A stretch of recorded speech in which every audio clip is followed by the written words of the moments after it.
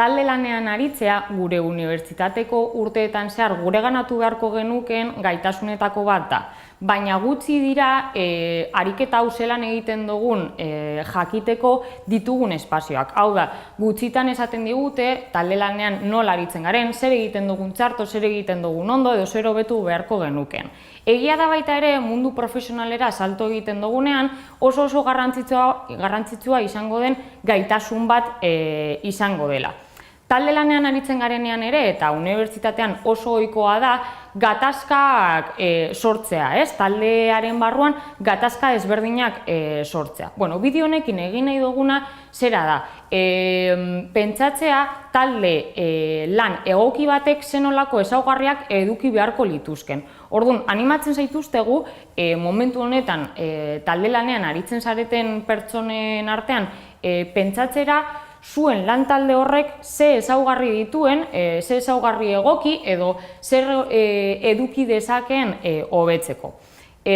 Guretzako hauek izango liratezken talde lan baten ezaugarririk garrantzitsuenak. Lehenik eta behin, talde lan horretan edo talde horretan aritzen diren pertsonen arteko gaitasunak osagarriak izan beharko liratezke. Hau da, egongo dira pertsonak informazioa bilatzen azkarragoak edo abiagoak izango direnak.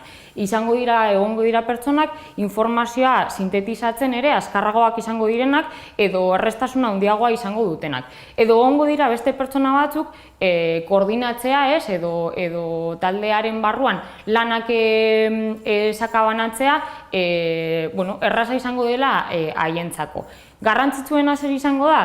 Taldea osatzen dozuen pertsonen arteko gaitasun horiek osagarriak izatea.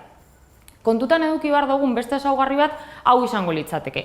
Taldearen barruan helburu bateratu bat egotea. Hau da, esango duzue, erraza da, talde lan guztietan, unibertsitatean behintzat, helburu bakarra dago, eta izango litzateke lana aprobatzea edo gainditzea edo horrekin irakasgaia gainditzea. Baina egia da baita ere, pertsonalki helburu desberdinak egon daitezkela, eta normalean talde lanean aritzen garenean helburu pertsonal hauek ez dira mahai gainean jartzen, ez dira esplizitatzen, eta garrantzitsua izango litzateke etorkizunean sortu daitezken gatazka horiek ekiditeko. Desberdina da, zentzu honetan, nik irakasgaia edo lana 5 batekin gainditu nahi izatea, edo beste pertsona batek barkatu nota altuago bat atera nahi izatea. Edo desberdina izango da, niretzako aski bada edo nahiko bada irakasgaia edo lana gainditzea, eta beste pertsona batek duen helburua lan honekin bada gaitasun konkretu bat, edo abilezia konkretu bat bereganatzea. Zentzu horretan oso desberdina izango da baten eta bestearen helburua. Beste ezaugarri garrantzitsu bat izango da metodologia bateratu bat ere izatea. Hau da, nola lan egingo dugun, ze plataformatan, nola egingo ditugun talde laneko batzarrak. Bakoitzak bere kabuz nola lan egingo duen. Hau ere, talde lanean aritzen garen lehenengo momentutan esplizitatu edo mahai gainean jarri beharreko zeozer izango da. Beste ezaugarri garrantzitsu bat, erantzunkizun partekatu bat eta interdependentzia bat egotea izango da.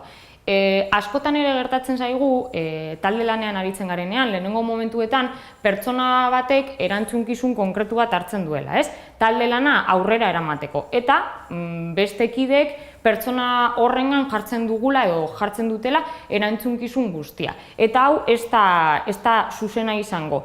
Erantzunkizuna danona izan behar da, nahiz eta bakoitza bere atalean lan egin, talde o atal horiek euren arteko dependentzia bat badute, eta orduan erantzunkizun partekatu bat egon behar da. Komentatu dugu aurreko ezaugarri hauetan, momenturen baten esplizitatzen ez badira, gatazkak sortu daitezkela. Gatazkak sortzen direnean, ezaugarri garrantzitsu bat izango da komunikazio egoki bat edukitzea taldearen barruan. Hau da, bakoitzak errespetuz komunikatu ahal izatea, bakoitzaren ideiak plazaratzea, eta gatazkak sortzen badira komunikazio egoki bat sortu ahal izatea taldearen barruan. Hau dena ematen bada oso erraza izango da ariketa pozgarri bat edo gogobetegarri bat izatea. Eta hau izango litzateke ez, talde lan baten amaieran bilatzen duguna.